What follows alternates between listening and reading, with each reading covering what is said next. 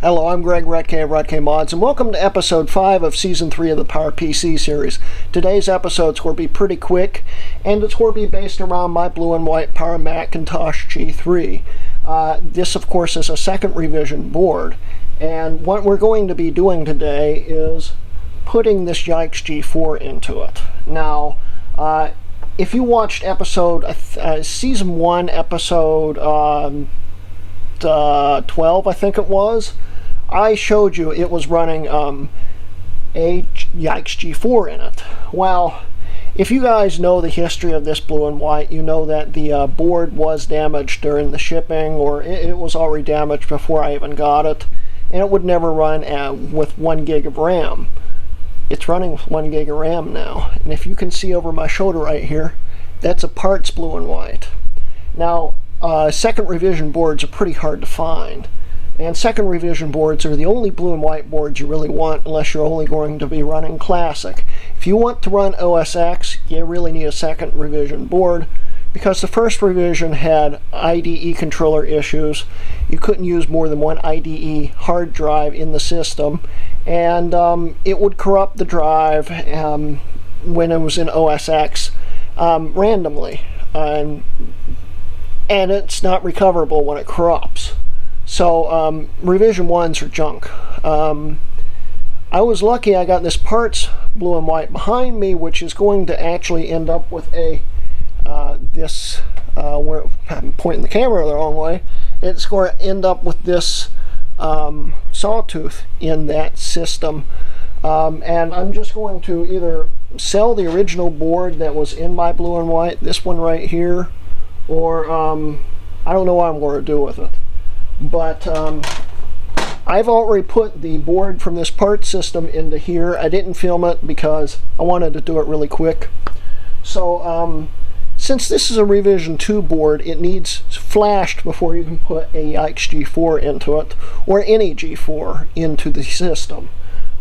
This wasn't the case for a revision 1 or any G3 beige system, which all use the same ZIF connectors on the back of them, as you can see right here. Okay, so revision 2, Apple locked out G4 capability. It would only run with a G3, and I think it's because Apple knew that the G4s were coming soon, and well, this is more of a rumor than anything else. They locked them out so they'd force you to buy a G4 when those came out, since this was at the end of the production run, revision 2. So you gotta flash them, and there's aftermarket flashes you can run on these to run a Yikes G4 or any aftermarket Max Power, Sonnet, anything like that, any G4. Once you flash it, it will work. And we will be flashing a Max Power firmware onto here to do it. And I'll be showing you how to do it. So let's go.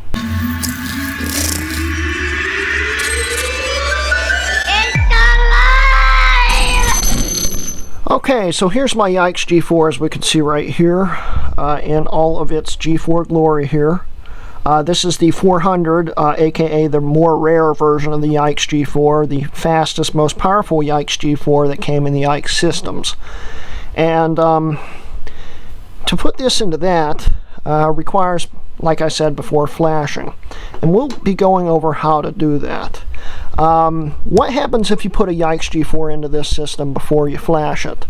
Well, the system will literally just beep, and it will never post. And that's because it detects it's not a G3. So what we're going to be doing is, first off, we're currently boot into Tiger here. And we'll go over to about this Mac, and we can see I can finally run the 1 gig of RAM in here. And this currently has the Parts G3's G3 in it. If we look over here, it shows the machine model and all this stuff here. And when this is flashed, the machine model, I believe, changes to a Max Power machine, just to tell you what kind of ROM it is and stuff. But this is just to show you what it looks like currently. Now, to flash a system, we need to have this to boot up into OS 9, because that's the only way you can flash the system. So we need to set our boot menu to have the start menu go into OS 9. It's spinning up the drives right now. It's got a bunch of SCSI drives in it. Okay, so we got it set up to boot into OS 9. This, I hope, still has all my flashing stuff on it. So we'll set that to boot there. We'll close this out, and now we need to shut the system off. We'll shut it down. And I'm doing this all off of memory, so I'm hoping I remember how to do this properly. So we'll wait for it to shut off.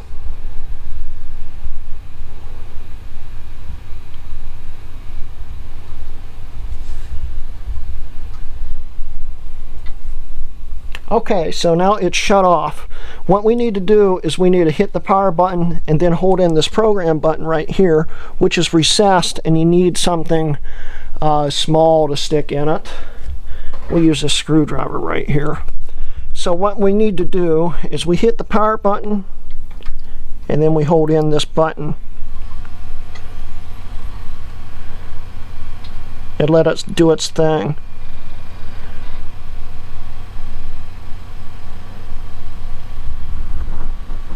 Screen should eventually kick on.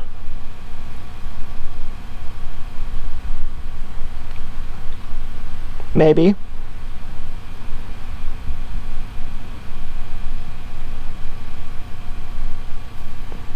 Let's let go of it and see what happens.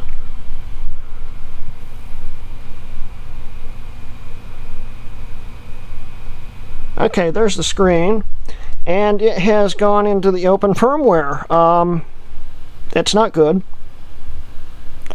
Let's just type in Mac boot and see if it goes into OS 9. I don't think it went into flash mode. Let's see.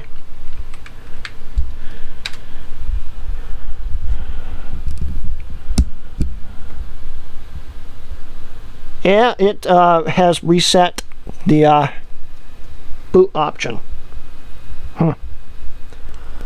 Okay, so I've read through everything, and I was apparently doing it right, but my internal speaker apparently has stopped working in the blue and white again. I'll have to try to fix that. I might replace it with the parts system since I have a speaker in that. So, yeah. But anyway, getting back to the point, what we need to do is restart the computer while holding down the programmer button. That might have been the problem. Because it's not saying shut off, then start from the beginning. So let's see if that works. We'll go over and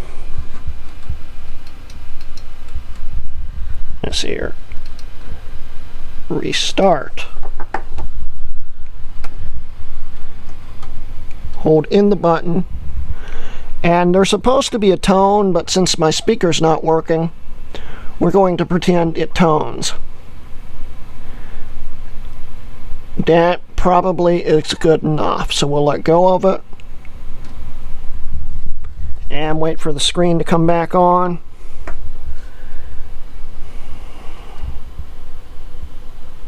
And wait for the screen to come back on. Here it goes.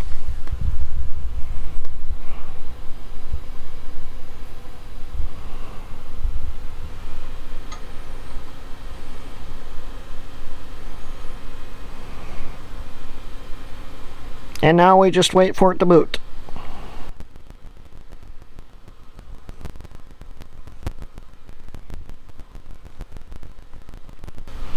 Okay, so the system's almost fully booted up. What we did, if it worked, I have no clue if it worked currently, is we unlocked the ROM so we could flash it. And that's what the programmer button's for. Later on, they did away with that and just basically left the ROM unlocked so you could do it without the buttons and stuff.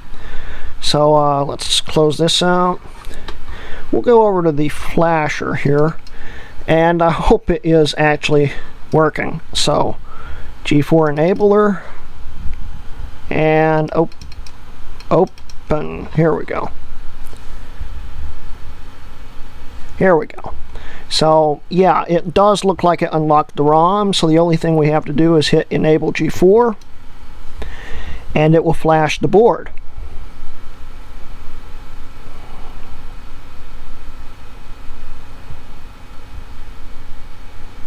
Okay, so it is now enabled, and what I'm going to do is I'm going to set this to boot back into Tiger, and we'll show you that it has changed the ROM names and stuff. So we'll go over to Startup Disk.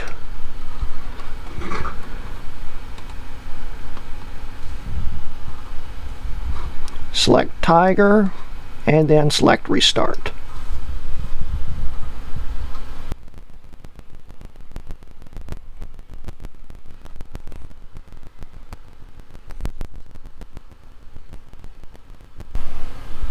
Okay, so we're now in Tiger. Go over to About This Mac. More info.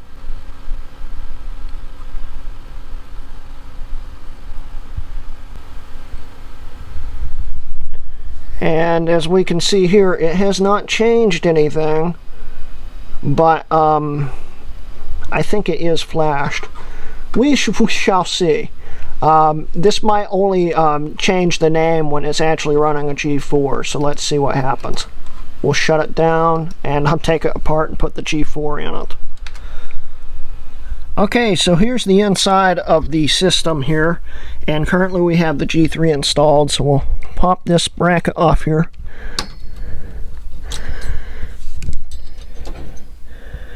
And this is actually the heatsink that was for my G4. So it's already got the proper tension on the spring. You want to tighten these by bending them back a little bit further so they push down harder on the G4s because they do run hotter. So basically right now I'm going to take this G3 out. Just like that. And we'll set the G4 in. If I can line it up here, like that. And there we go, we've got the G4 in. Now I'm going to clean this off and put some thermal paste on it. I'll be right back. Okay, so we have a good layer of thermal paste on. We'll set the heatsink back down on here, like that. Take the bracket here, and we need to line it up on the hook, right here.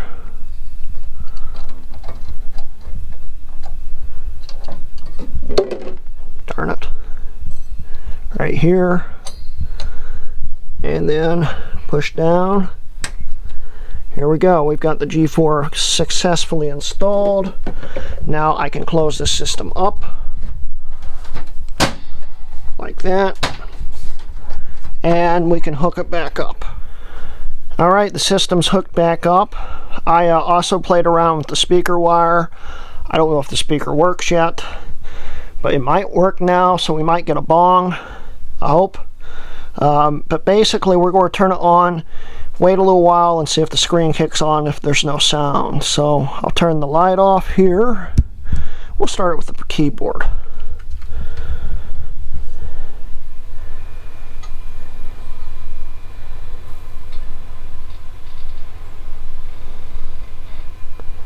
It's making all the right noises.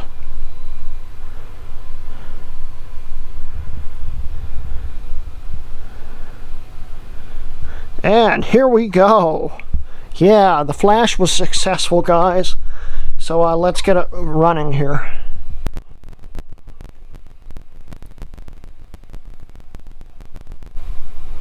And here we are. We're back in Tiger. We can go over, look at About This Mac. And here we go. It says PowerPC G4.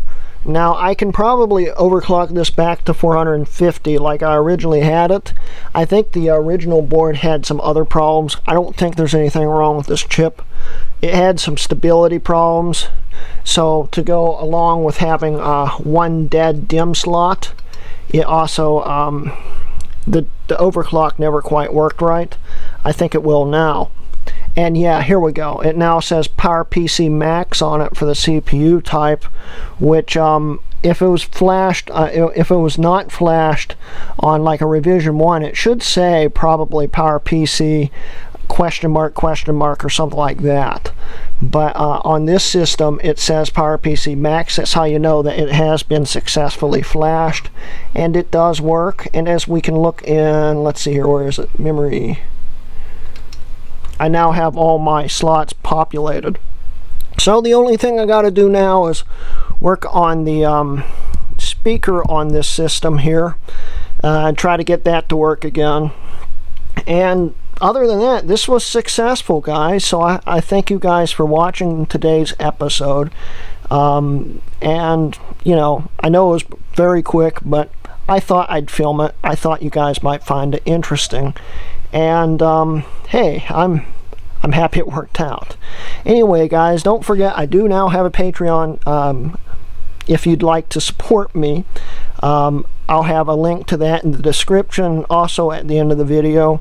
And also, I am now officially sponsored by SellYourMac.com.